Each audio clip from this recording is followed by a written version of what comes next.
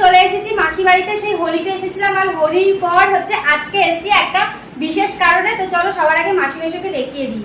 এই পেছনে আমার মাসি দাঁড়িয়ে আছে। মাসি হাই করে দাও একটা।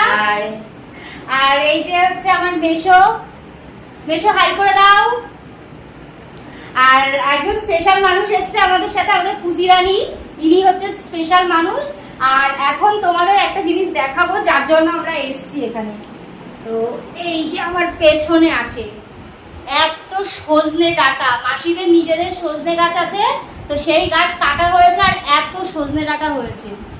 তো এই ডাঁটাগুলোই হচ্ছে পাড়ার জন্য আমরা এসেছি। তো মাসি এত সজনে ডাঁটা কি করবা বলো? সবাই মিলে খাবি? হ্যাঁ, সবাইকে দেওয়া হবে, মানে দুই দিদির বাড়িতে আমরা নেব, মাসিরা খাবে, তো সবাই মিলে এই সজনে ডাঁটা খাওয়া হবে।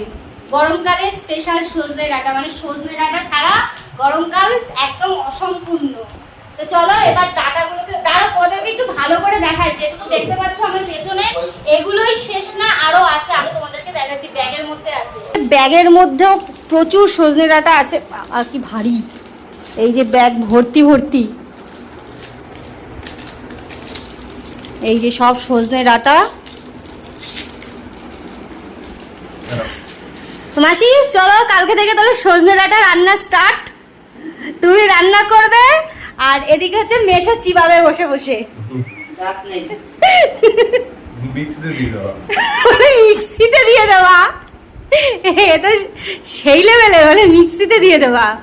পুচি রানী তুমি সজনে ডাঁটা খাবে? সজনে ডাঁটা খাবে? খাবে না কি? তোমার দাঁত নেই?